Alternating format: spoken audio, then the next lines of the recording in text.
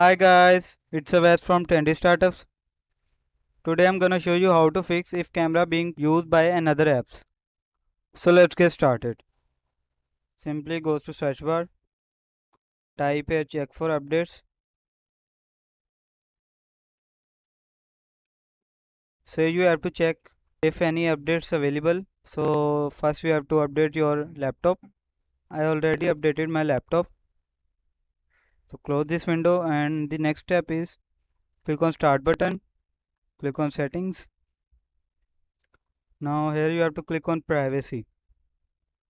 So you have to click on cameras. So you have to turn on all these apps that are using your camera. You have to check all these apps. So close this window and the next step is to right click on start button, click on device manager. Now you have to click on cameras, right click on it and click on update drivers.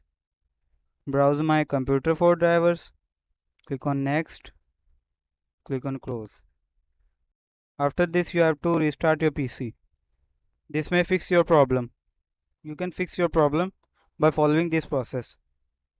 I hope this information was helpful for you. Thank you for watching. Have a good day.